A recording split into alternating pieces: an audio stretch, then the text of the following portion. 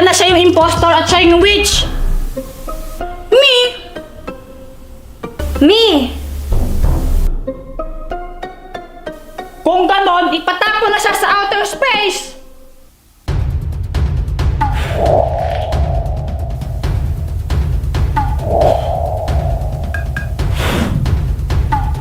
No! Yay! Wala na yung witch! Hatsya! Wait lang guys, may kukunin lang ako sa taas. Hatsya! Pat Snow White, ito o hot chocolate para matanggal yung sipon mo. Thank you. Ingat ka, mainit yan.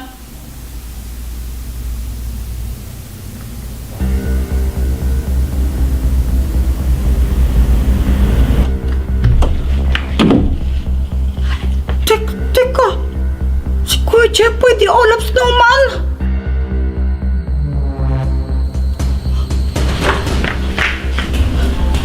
Patas na White!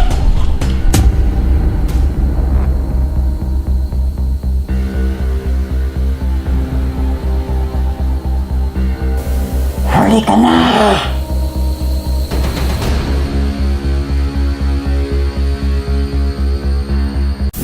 Uy, Jeffoy, may pasok na. Kaya nga, tulog-tulog ka pa dyan. Anong pasok? Sa August pa yung pasukan, no? Wala pang school ngayon. Ano ka ba? Hindi sa normal school. Sa magic school. Kaya nga. Eng ka talaga. Ay, naku, Kuya Jeffoy. Tinatamad pa ako eh. Bukas na lang ako papasok. Hindi ka pwedeng mag-absent. Magagalit sa'yo si Professor Dumbledore. Kaya nga, tsaka si Professor Single Door. Meron bang single door? Bakit wala ba? Ko. Di ko din alam. Oo na, ito na.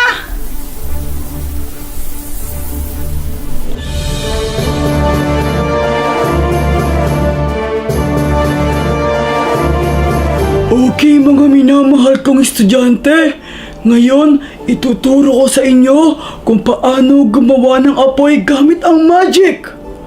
Ang kailangan nyo lang gawin ay iwagay-iway na isang beses ang wand at pagkatapos ay sabihin nyo ang magic word, api!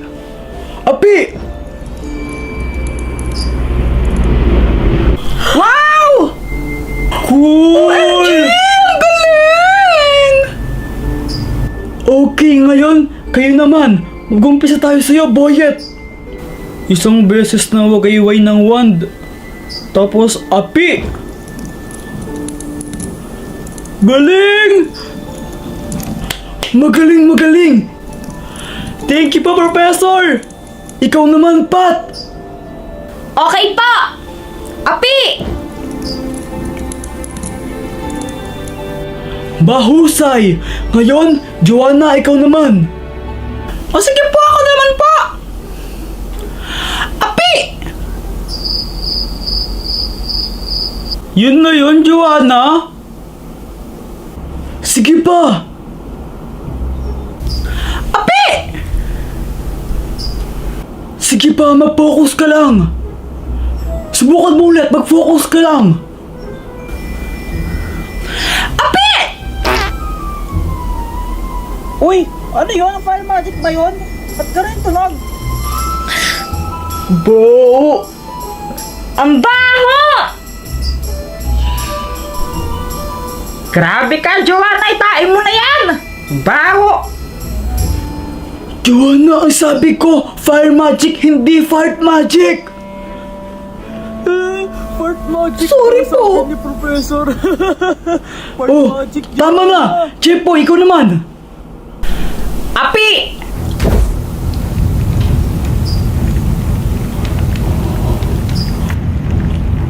Jepoy, okay na yan, sige na, stop na!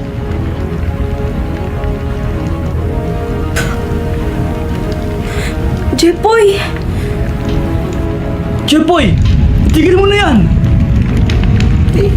Hindi ko po alam kung paano! Kuya Jeffoy, tumigil ka na. Baka masunog mo yung school.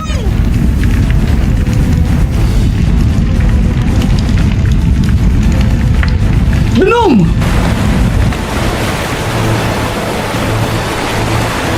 Okay, class, dismissed na, sige. Ay, pagod na pagod ako ngayong araw. Joanna, meron akong natutunan na bagong magic. Uwe, talaga ba? Kaya ko magpaulan, tignan mo. Wazam, wazam, ulan.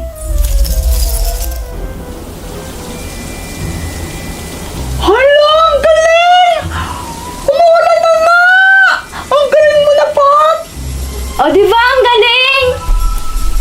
Ang galing mo! Ang galing mo! Ang galing mo na mag-magic! Hala, Joanna, okay ka lang? Kog ata mga to eh.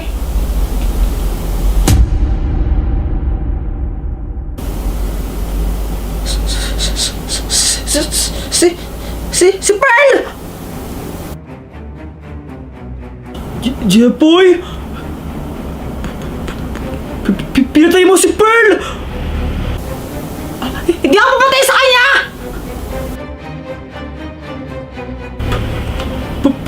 Pinatay mo si Pearl! Pinatay mo! Huwag ka lalapit! Pinatay mo si Pearl! Emergency meeting!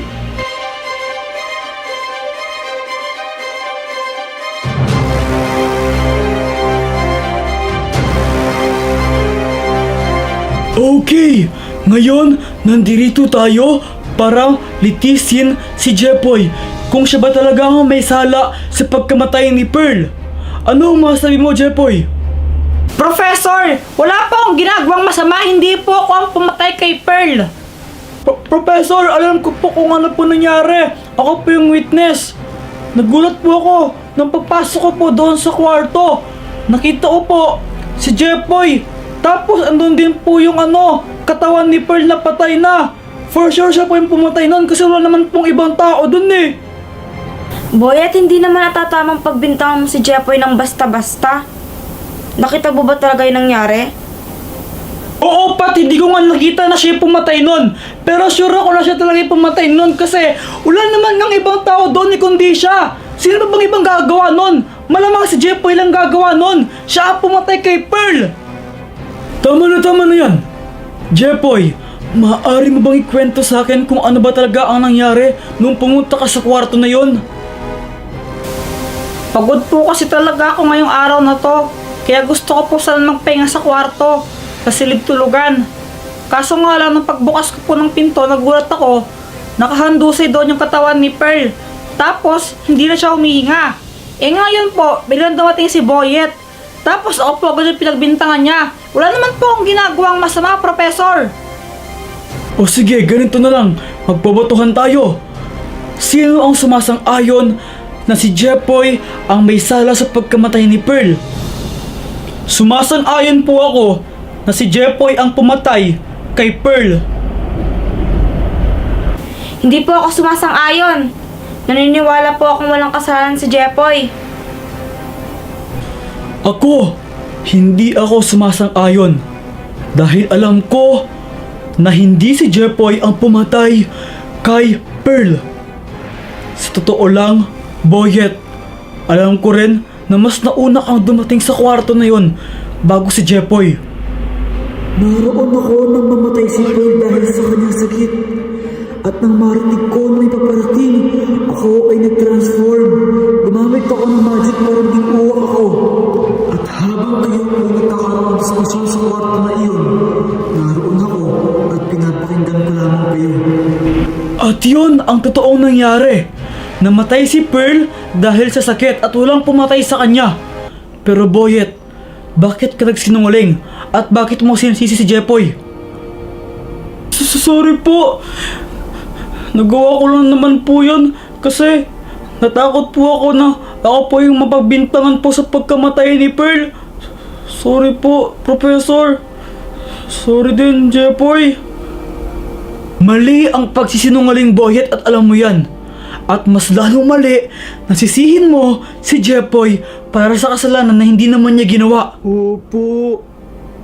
Dahil dyan, Boyet, ikaw ay parurusahan ko. Mula ngayon, ikaw na ang laging maglilinis sa kwarto na yon. Maliwanag ba?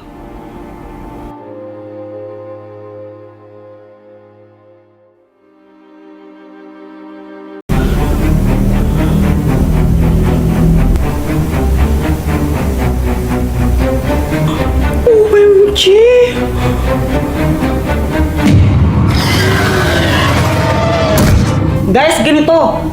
Hanapin niyo yung barel. Ako na munang bahala sa kanya. Susubukan ko siyang labanan. Yeah! Jepoy, sure ka ba dyan? Hayaan mo siya, Pat!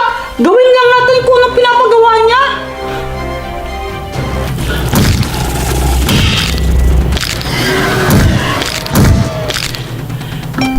Nasaan kaya yung baril na yun?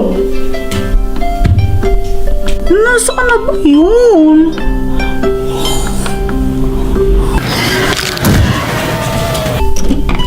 Wala naman dito. Kuya Jeffoy, kanina pa kami naghahanap din namin makita yung baril mo. Saan mo ba nilagay? Kaya ako nga pinapalang sa Jay kasi hindi ko nga alam. Saan mo nga kasi nilagay? Parang naman hindi kami mukhang ewan hanap ng hanap kung saan saan.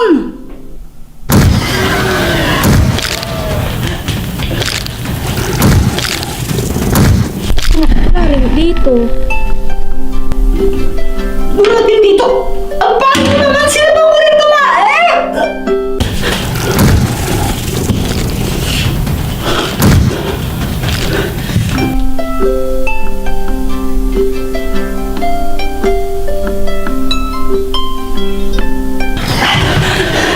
Malakas ka talaga gagamba ka! Parang mas kumaganda ako ngayon, di ba? Picture mo na ako. Picture.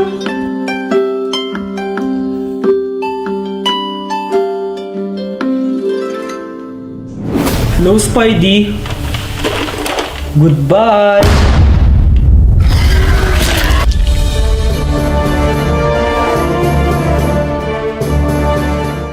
Dr. Quack, thank you ah. Buti na lang dumating ka. Kung di ka dumating siguro, kinakain na ako ngayon ng spider na yun. Itong dalawa kasing to, hindi ako tinutulungan. Paano ka namin tutulungan? Di ka naman nagpapatulong. Sumugod ka nga mag-isa dun sa spider. Uy, grabe ka, tinulungan kaya namin ikaw. Hinanap nga namin yung baril kung saan dito sa bahay eh. Oo nga.